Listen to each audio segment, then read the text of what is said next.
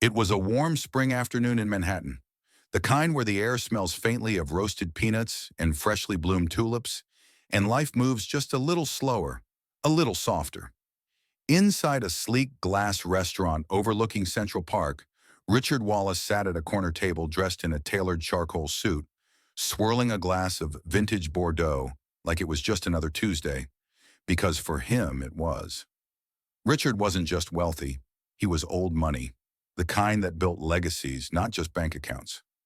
CEO of a global tech empire, owner of multiple estates across 3 continents, and often found gracing the cover of business magazines.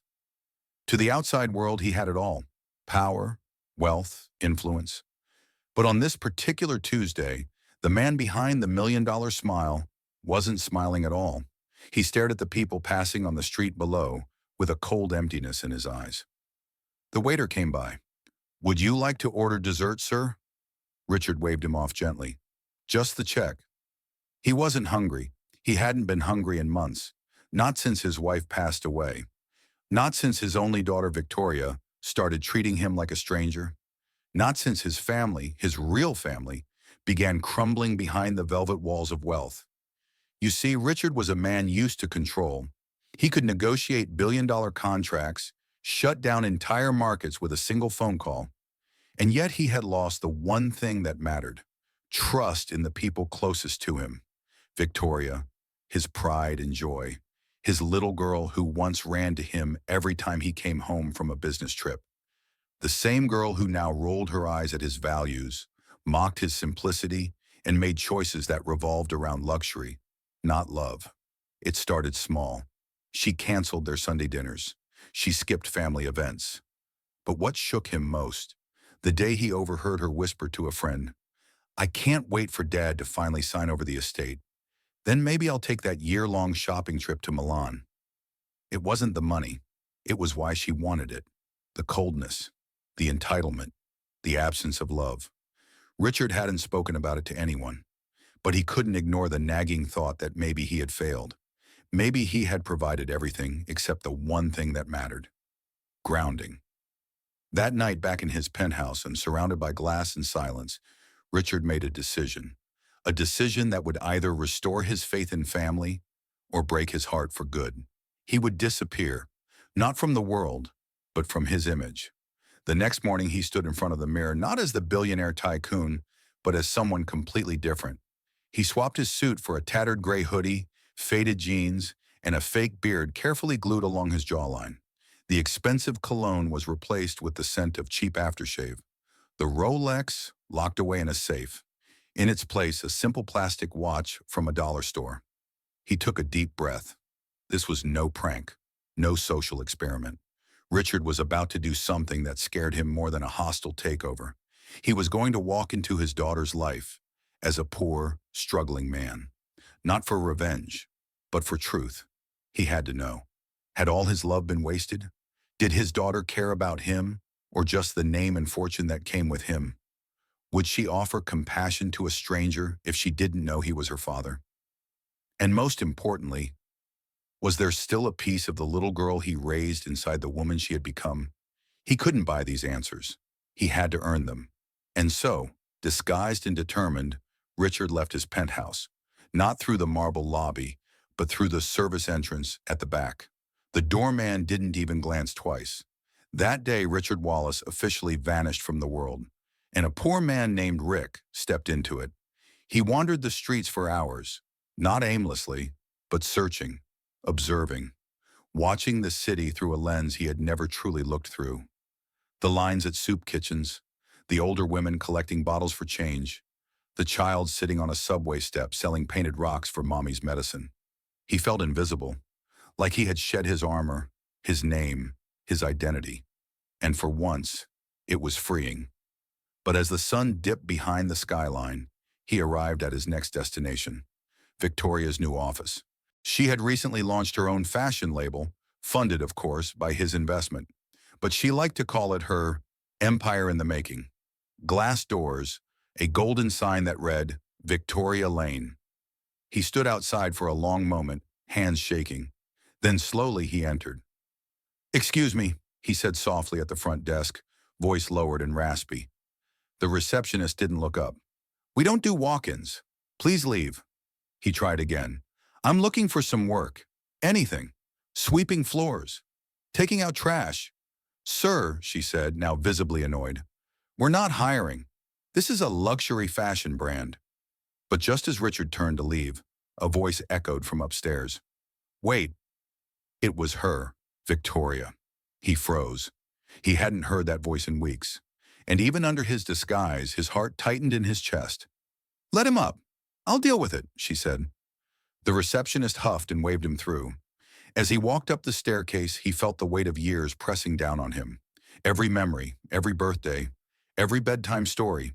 She was waiting at the top, still beautiful, still confident, but there was something colder in her eyes now. A woman raised on applause. "I usually don't entertain this," she said, gesturing at his clothes, "but I could use someone to help clean the studio. 1 week. That's it. And don't touch anything." Richard swallowed hard. "Thank you, miss." She nodded. "Just be invisible." He nodded back. If only she knew. If only she knew how much he had given to make her world perfect. But now he was just the janitor, and the real test had begun. Rick, once Richard Wallace, showed up early the next morning, before the lights were on, before the receptionist rolled her eyes, before Victoria arrived in her luxury car that she never parked herself. He had barely slept the night before, not because the shelter was noisy, but because his heart wouldn't stop racing. Every word she had said to him yesterday replayed in his mind like shards of glass. Just be invisible. Invisible. His own daughter. But this wasn't the time for emotion. This was the test. This was the truth he had chosen to face. And truth doesn't always hold your hand. Inside the studio, he quietly grabbed a broom and started sweeping. Dust from designer shoes, pins and threads from yesterday's fittings. Things no one noticed. No one thanked him. No one even looked at him. To them, he was just part of the walls. Background noise. But he noticed everything. Victoria had changed. Not just her voice, or her posture, or the makeup she wore like armor. No, it was the way she spoke to people. As if their worth was defined by their clothes, their polish, their usefulness to her brand. There was one assistant, a timid girl named Molly, who kept getting her sketches mocked by Victoria in front of everyone. "This looks like it belongs in a thrift store," she'd laugh, tossing the paper aside while everyone else laughed with her, desperate not to be next. Rick saw the look in Molly's eyes, the kind of look he'd seen in countless startup founders crushed by their own mentors. The look of someone who thought they were good until someone with power told them they weren't. Later that afternoon, while everyone else was at lunch, Rick gently picked up Molly's rejected sketch from the trash. It was beautiful, genuine, raw, not showy, just honest design. Victoria hadn't even seen it. He quietly placed the sketch on her desk without a word. No note, no attention. When Victoria returned, she glanced at it and frowned. "Who put this here?" No one answered. But later that week, when she needed a last-minute piece for a magazine shoot, she used that very design and took full credit for it. Molly cried in the supply room, and Rick, he swept the floor in silence. But every day that passed, he grew more hollow inside, watching his daughter live a life that had become all style and no soul. Then came Friday. It started like any other day. Victoria barking orders, staff scrambling to please her, music blasting while interns ran around with swatches and pins. Rick had just finished scrubbing coffee stains off the kitchen tiles when he heard yelling in the hallway. "You're late again. That's the third time this week. Do you think we run on charity?" The voice was unmistakably Victoria's. He peeked his head out to see who she was berating. It was a girl, 16, maybe 17. Thin frame, oversized jacket, holding a little box of handmade accessories. "I'm sorry, Miss Lane. My mom's sick. I was at the hospital." "That's not my problem," Victoria snapped. "Either you're reliable or you're gone. Do you understand me?" The girl's lips trembled. "Please, I need this job." "I don't care what you need," Victoria spat. "Get out." Silence fell. The girl stood frozen. Then without another word, she turned and ran. Down the stairs, out the building, tears streaking down her cheeks. Rick's hands were shaking now. That girl, she looked exactly like someone from his past. The same deep brown eyes, the same scar on her left wrist. Number it couldn't be, but something in his gut twisted. A name rose in his throat that he hadn't spoken in almost 2 decades. Isabella, his first love. The woman who vanished from his life before he became a millionaire. The one who left without a goodbye. The one he thought he'd never see again. And that girl, she looked just like her. He dropped the rag in his hands and rushed down the stairs out onto the sidewalk. She was gone, vanished into the river of New York City. His chest tightened. His legs went weak. He leaned against the wall, gasping for air. Who was she? Why had she come to Victoria's studio? And more importantly, how had his daughter treated her? Like trash, just like everyone else who didn't wear a label. He closed his eyes and whispered to himself, "What have I raised?" That night, he couldn't sleep. He sat on the bench outside the shelter, under a flickering street lamp, watching the city breathe. The poor moved like ghosts. The rich floated past them, unaware. And he thought of his daughter, not as the woman she had become, but as the little girl who once handed her ice cream to a crying boy in the park. Where had that girl gone? Was she buried beneath years of luxury? Or was she never real? The next day, everything changed. Victoria arrived late to the office, in a storm. "Who stole my bracelet? The one with the rose charm. It's gone." She stormed through the office, accusing everyone, threatening to fire the staff, even demanded security footage be reviewed. Rick stood in the corner, mop in hand, heart sinking. The bracelet. He remembered that bracelet. He had given it to her mother before she was born. A delicate gold chain with a single rose charm. It was a symbol of love, of promise, of everything he had once stood for. He remembered giving it to Isabella, not Victoria's mother, but his first love. His knees buckled. Number, it couldn't be. He remembered that charm. There was only one like it in the world, and it was gone. Later that afternoon, he searched the trash bins, the hallways, every crack and corner. And then he found it, lying on the floor by the back door, crushed, bent, but still recognizable. He picked it up, fingers trembling. That wasn't Victoria's bracelet, it was Isabella's. And the girl who dropped it? She wasn't just a struggling teenager. She was something else entirely, something that could shatter the truth of his entire world. Rick sat down hard on the cold floor, gripping the rose charm like it held the answers to everything. And in that moment, he knew. This wasn't just a test. This was the beginning of a revelation. One that would change not only how he saw his daughter, but how he saw himself. That night, Rick couldn't take his eyes off the charm. He held it in his palm like a piece of broken time. It was bent, scratched, but unmistakable. The same rose-shaped charm he had custom-made 20 years ago. A rose of promise. He had given it to one woman. Only one. Isabella. She had worn it every day like it was her lifeline. Even when they fought. Even when they couldn't afford dinner. Even when he left to build the empire he thought she'd be part of. She had disappeared before he ever succeeded. A letter. No return address. Just 4 words. I had no choice.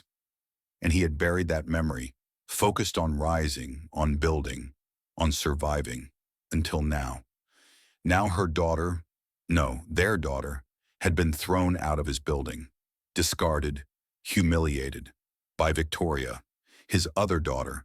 He felt like he was unraveling, past and present, crashing together like a storm. He had to find that girl. He had to know the truth. The next morning, Rick arrived at the studio even earlier. Hours before opening, he wore the same tattered clothes, but his heart was pounding like a war drum. He spent the morning quietly asking around. Nobody knew the girl's name, just that she came once a week, dropping off handmade jewelry to one of the junior buyers. Never spoke much, always left quickly. Rick managed to corner that buyer, a nervous man named Dean, and asked softly, "The girl from Friday, the one Victoria screamed at, do you know how to reach her?" Dean hesitated. "Why?" Rick's voice trembled. I just, I think I lost something important. I need to return it. Dean glanced around, then scribbled something on a piece of paper. I'm not supposed to give this out, but she didn't deserve that. The address was in the Bronx, a rougher part of town. Rick left immediately, barely able to breathe. He took 3 trains and walked 6 blocks in silence, holding the charm so tightly it left an imprint in his hand. He found the building. Brick, cracked windows, peeling paint. The hallway smelled like mildew and old soup, but he didn't care. He knocked on apartment 4B. No answer. Then the sound of soft footsteps. The door opened a sliver, and there she was, the girl. Up close, she looked even more like Isabella. The same sad eyes, same stubborn jawline. Her hair was tied back and she wore an oversized sweatshirt, sleeves rolled up over thin wrists. She blinked at him. Do I know you? She asked, confused. Rick swallowed hard. Number. But I think I knew your mother. Her eyes narrowed. What? He slowly held out the charm in his palm. I found this where you dropped it, at the studio. She gasped and snatched it from his hand, clutching it to her chest like it was oxygen. Her voice cracked. Where did you get this? I gave it to your mother, a long time ago. There was a long pause. Then her eyes filled with tears. You're Richard Wallace, she whispered. Aren't you? He froze, she knew. How? I've seen your photo. In her box. You were younger. But it's you. Rick was speechless. She stepped back and opened the door wider. Come in. The apartment was small. 1 room, barely furnished. A hospital bed sat in the corner, surrounded by pill bottles and an oxygen tank. And lying in the bed was Isabella, older, weaker, but unmistakably her. Rick staggered forward like he'd seen a ghost. She opened her eyes slowly, and when she saw him, her lips parted in disbelief. Rick? He dropped to his knees at her bedside, the fake beard falling from his chin, his voice broken. Why didn't you tell me? Tears streamed down her cheeks. I tried. I wrote letters. I begged your assistant to pass them on. But you changed. You had already become someone else. You were on magazine covers, in meetings with people I couldn't even pronounce. He shook his head. Number, I never changed. I thought you left me. I didn't leave you, she whispered. I protected her. Rick looked back at the girl standing silently by the door. Her name was Clara, and she was his daughter, his blood, his second child. The child he never knew existed. He felt like the floor had disappeared beneath him, like the past 20 years had collapsed into this one impossible moment. 2 daughters, one raised in gold, the other raised in shadows, and he had failed them both. He looked at Clara, his voice shaking. Why didn't you come to me? I didn't want your money, she said softly. I just wanted to make my jewelry. Mom said you were proud, powerful. She didn't want me to ruin your life. His heart shattered. Ruin his life? She was his life. He turned back to Isabella. How long? She didn't answer, just smiled weakly and whispered, I'm glad you finally saw her. Clara walked over and held her mother's hand. And Rick? He sat in stunned silence, completely broken by the truth. But it wasn't over yet, because what Clara said next would freeze his soul. She begged Victoria to give me a chance. She told her I was your daughter. Rick blinked. What? She wrote to her. Last month. She got no reply. Only a phone call from one of her staff, saying we should stop trying to scam the Wallace name. Everything inside Rick went cold. His own daughter knew. She knew she had a sister, and she turned her away, mocked her, threw her out, called her a scammer. Isabella reached out and gently squeezed his hand. Her breath was shallow now. Don't hate her. She's just lost. Rick stared at the wall, eyes burning. No, he whispered. She's not lost. She's about to be found. Rick couldn't remember the last time he cried. Not politely, not at a funeral, but cried. The kind that makes your ribs hurt and your breath catch and your whole body tremble. But that night, kneeling beside Isabella's bed with Clara beside him, Rick cried like a man who had just watched the foundation of his life collapse. Brick by golden brick. Isabella's breath was fading. Her eyes fluttered open and closed like candlelight on its last flicker. But she kept her hand on his. No bitterness, no anger, just warmth, love, forgiveness. Even after 2 decades of silence, even after he unknowingly abandoned their child. She didn't blame him, but Rick blamed himself. And now all he could do was hold Clara's hand and promise the one thing he should have promised years ago. "I'm not leaving you again," Isabella smiled weakly. "That's all I ever wanted." And then she was gone. Just like that. No dramatic gasp, no monologue, just a quiet breath and stillness. Rick held her hand for minutes after she passed, unable to let go. Clara buried her face into her mother's shoulder and sobbed like a child who had lost everything, because she had. And Rick, he made a decision, right there. No more hiding, no more lies. He was going to confront Victoria, not as a janitor, not as Rick, but as her father, and tell her exactly what she had done. The next day, Rick walked into the studio in a crisp black suit, clean-shaven, every trace of the disguise gone. Heads turned. The receptionist nearly fell out of her chair. "Mr. Wallace? You're... what?" "I'm here to see Victoria." He didn't shout. He didn't need to. His voice carried the weight of grief and thunder. Victoria came running down the stairs, stunned. "Dad? Oh my God, where have you... why are you..." But he didn't smile. He didn't hug her. He just looked at her the way only a father who'd had his heart broken could. "You knew," he said quietly. "You knew about Clara." Victoria froze. "What? What are you talking about?" "She reached out. Your half-sister. She asked for a chance. Your mother's name was on the letter. You called her a scam. You humiliated her. And you lied to me." There was a beat of silence. Then Victoria laughed nervously. "Dad, come on. People try to fake things all the time. I didn't know she was real. She wore a charm I gave to Isabella, the only one that exists. She has her mother's eyes, and my blood." "Wait, Isabella?" Victoria blinked. "You mean your ex from, like, 100 years ago?" Rick's jaw tightened. "The woman I loved. The woman who raised your sister on nothing. While you lived in penthouses." Victoria's expression changed. "So what, you're saying you have some illegitimate daughter, and now suddenly she matters more than me?" Those words hit harder than he expected. He stared at her, heart pounding. And then he said the one thing he never thought he'd have to say to his own child. "I raised you to be kind, to be grateful, to lead with compassion. But somewhere along the way, you learned greed instead of grace. I failed you, Victoria. But you chose cruelty." "Dad, that's not fair." "No, what's not fair is that Clara grew up with nothing. Her mother died yesterday. And the last time she saw you, you threw her out on the street."